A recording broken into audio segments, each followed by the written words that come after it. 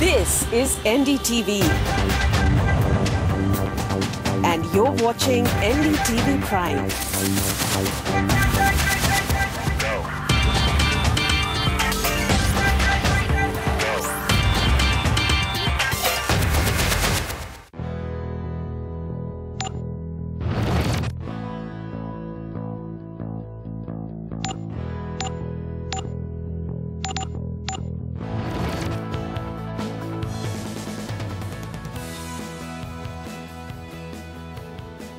India is a young country that is hungry for the best quality education and equal opportunities for all. So why is the glass still at least half empty? Why are we not able to get the access to quality education to every Indian? What role do private players have to play? And of course, what are the issues with regulation that we now need to address on an urgent footing if we are going to change the story finally, as far as higher education in the country is concerned? Well, it's my great honor to introduce Professor C. Rajkumar. He's the founding Vice Chancellor of O.P. Jindal Global University. Thanks so much, Professor Rajkumar, for taking our time to speak to us. You know, I was going through your academic qualifications, and they really are very, very enviable. Did you know right from early on that academia was going to be your scene? No, I actually did not plan it that way. For like many of us who had the opportunity to study in India and study abroad, till such time I went to Oxford and then to Harvard, I did not seriously look at the opportunity of being an academic. And I think that's the heart of the problem as well, that the best and brightest of India across disciplines in schools and colleges and universities do not aspire today to be an academician. And that's also a challenge that the Indian universities are facing today, because you talk to any vice chancellor, any college principal, any faculty, anybody who's building an institution or is involved in an established institution, they will always lament the fact that they are struggling to find good faculty as part of their, this problem is faced across institutions, but I would like to believe that colleges and universities tend to face this problem more seriously than, let's say, high schools and secondary education. So, you know, given that you have your experience at Oxford and Harvard, what do you believe set them apart? Or how do you believe that you got something, what do you believe that you got from your time spent on these top campuses that perhaps students in India are often not exposed to? So I did go to two good Indian universities, Loyola College Madras and the University of Delhi, and I had very good experiences. But the most important thing that distinguishes some of the universities around the world, particularly in the developed world, is a very strong commitment to research and knowledge creation and the ability of faculty members to advance the research agenda. And in that process, classroom interactions becomes a larger objective for advancing institution building and nation building agenda. They are at the forefront of innovations in almost every area. That part of the imagination of institution involves or requires looking at universities in a completely different manner. Right. Unfortunately, we have not, at least the universities have not been looked at in that manner. And there are a number of reasons. If you look at the history and evolution of Indian higher education, in the fields of science and technology, you would find that the great institutional creations were outside the university system. So you look at the Indian Space Research Organization, CSIR, and many other institutions, barring the Indians of Science in Bangalore. Most of these institutions were out of the university setup. And universities and colleges, including in medicine, engineering, and of course liberal arts and humanities, were at best conceived to be teaching institutions and degree awarding institutions, and not the larger objective of research and knowledge creation and publications. And that's where sort of institutions like yours, are sort of stepping in to say that there's a lot more that we bring to the table, and it's time that students in India are also given the kind of opportunities, that point that you're making, that perhaps others in the developed world do. But if I just pick up on one thing that you've talked about, research, and there's been just so much focus on how we haven't looked at research closely, and our brightest minds have sort of gone abroad because they really wanted to pursue research. We sort of not made it mainstream, as it were. Do you find that there is a bit of a change on that, or do you believe that we still haven't sort of begun talking about it enough? Well, if I would like to be very candid about it, I think it's one thing to talk about it, and it's a completely different thing to actually do it. First of all, it takes a long time, and it also requires substantial resources. So the investment, the GDP investment in higher education in India is significantly less than what it should be.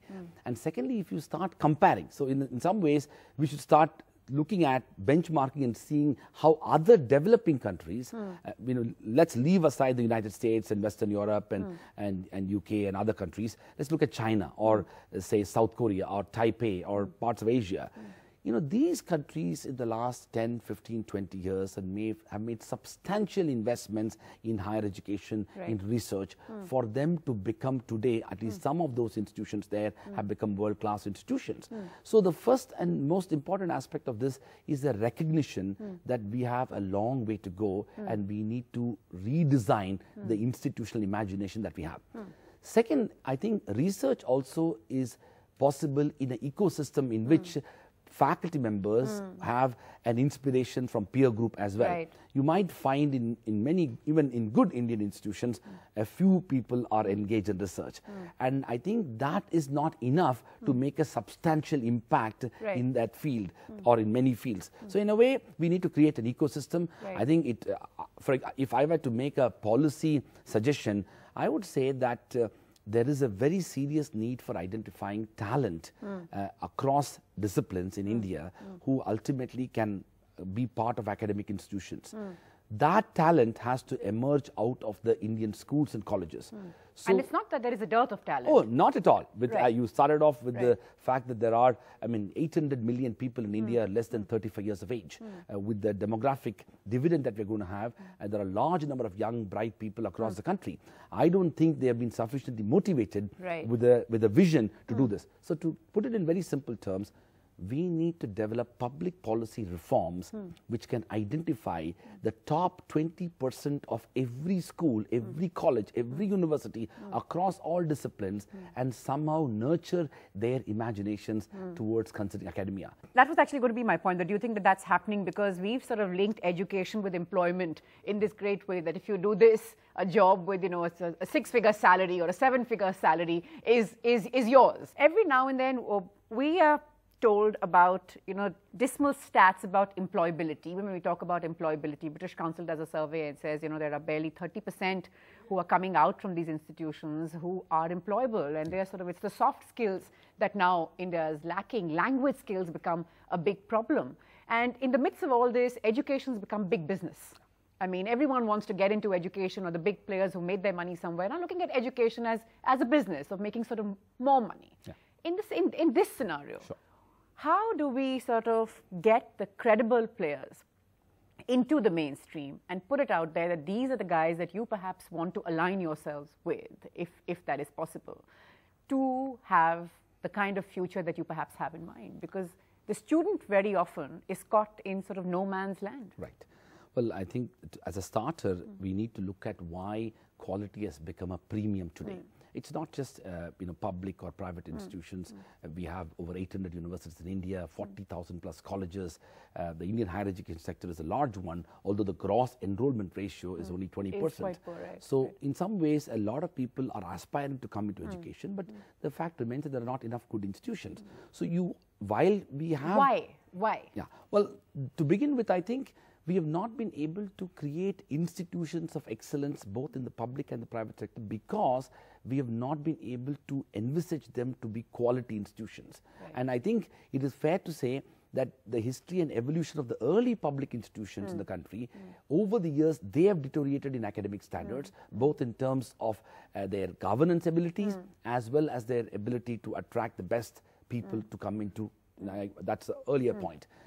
This, interestingly, while the quality of these institutions were coming down, a large number of Indians are aspiring to come into these institutions. So in some ways, we have a very ironical situation in which you have every year when admissions are on, you have these ridiculous cutoffs of colleges in Delhi University and other such institutions where it's 98 and 99, almost 98. That today's 97 and 95 is Esther year 60 or something. So people get embarrassed to be able to get a 95%. So this is a kind of a governance crisis that we are facing. That A, we need to build more institutions, and B, not just more institutions, but institutions that are of having quality and excellence in its pursuit. And the point about employability becomes, in fact, before even employment, if you give good quality education, people are empowered to get jobs. We have a situation in our country where let's say in one of the governments, and it was reported in Times of India a few years ago, a job for peons or office attendants is announced. 20 lakh people apply, and of which some 250 people are PhD graduates, and then several hundreds are masters, MTech and BTech and other such things. And not because these people should not take up positions as an office attendant, but the correlation between the qualifications and degrees that you obtain and the skills required for a job doesn't match. And the heart of it is quality deficit. So we have to pay a lot more attention to the need for maintaining a minimal standards in all our institutions, regardless of they are small or big, public or private, they are in rural or urban, state or central. There has to be minimal standards, and that's what a focus has to be. That's a very important point, that wherever they are, whoever they are catering to, there has to be a minimum quality benchmark that just has to be met. It's not good enough to say because you're urban and sort of the capital, you must be up there, and if you are, say, not in a big center, it's whatever you say is acceptable. Exactly. That's an important point. Another important point that you raised is, and that is something that we get a lot of feedback on, is that admissions season when the class 12th results came out. The point, of course, that you've spoken about is 98, 99. In fact, every year, including this year, in institutions like St. Stephen's, it's 100% for English to get in. What is the system that we are creating? There is so much sort of hand-wringing and chest beating every year when it comes out. What are we doing and what are we creating? But there seems to be no end to it, Professor. Well, I mean, I wish there is a better and a more nuanced debate surrounding it. Unfortunately, whenever we talk about it, the big problem is the following. I believe that we need more institutions, good institutions. One of the reasons why a large number of people are still, sort of wanting to enter into these few institutions is that they have, there's a very strong feeling that if you don't go into these institutions, the quality deficit even goes so further. So the perception really, which becomes... The perception and to large extent reality too. So if you look at an American institution, for example, we all know the Harvards and the Yales and the Stanfords, but if you go even way down to 100, to 150, 200 ranked institutions in the US, they will also maintain a minimal quality. So in some ways, the disparity between the so-called best institution and the not so ranked or good institution is much lesser, and we need to work towards that. Once we start working towards that, we can achieve something. Second, I think we need to also impress upon the young people of our country, including, more importantly, the parents, that this kind of a branding that ends up happening in relation to institutions and the kind of extraordinary pressure that the society and the parents put on the students to aspire to particular colleges and particular degree courses in particular institutions has to change. I think we have a long way to go to make people understand that there are this is almost what has happened, is that what used to happen in the 80s and 90s for engineering and medicine, where there was an obsession, I'm happy to share with you that is slowly changing. Parents today are far more sympathetic to, at least endorse and encourage the aspirations of young people. The careers like liberal arts and humanities and social sciences and journalism, which probably would be less accepted a decade or two decades ago, is more accepted now. But the next stage of evolution will also have to be this institutional bias and prejudices that is deeply embedded in society. And because of which, I think we also create wrong expectations. There is also a need for diversifying the educational situation. Why everybody need to go to a university or a college for their higher education? Maybe we need to build a whole new area of community colleges and vocational training and education for those who are otherwise bright and brilliant, but would need to be created opportunities for them to pursue areas there. Now, in our country, to be brilliant in different ways. Absolutely. In our country, unfortunately, our community colleges, or for that matter, vocational training institutions, are pretty mediocre. And so we've not been able to build that area. There's also a discomfort, isn't there, about saying I went to a vocational institution. There's a discomfort. It's not mainstream. It's not cool enough. Exactly. So we need to address these issues, and sooner we address, I think the quality deficit is also challenging us at another level. I think when you went to college and I went to college, most people didn't think about going abroad for their undergrad education. People may go abroad for graduate education, PhD and stuff like that. Today, more than ever, a large number of young Indians who can afford it, of course, middle class and upper middle class, are aspiring and are indeed going overseas for their undergraduate education. Right. That's coming back to the point, though, that they believe that, in the absence of a 96, 95 or whatever that we are looking at, they're not going to make it. And they're all bright students with 90%, 85%. Absolutely. And their parents can afford it. That's exactly right. And I would go a step further. This comfort level that our premier institutions have today is also not going to last long. I will share with you that we have now enough evidence that there are very bright students who have options to go to some of our leading colleges, are actually going overseas or going to other private institutions, including ours, for example. We've had students who had admission to, LSR and Miranda House and other leading colleges in the country who have chosen to join us. And I'm sure there are other institutions in India and around the world. In some ways, people are making choices not only on the basis of history and pedigree, but are making choices on the basis of current learning outcomes and institutional opportunities that an institution is giving, be it in the public or private sector. So in some ways, as a society and as government, we have not been able to respond more effectively to the aspirations of our young people. Right. That's quite interesting, and perhaps that's what informed choice is all about, that you sort of don't necessarily go with the flock, that you sort of, you know what you're getting into, and you sort of make an informed, aware choice.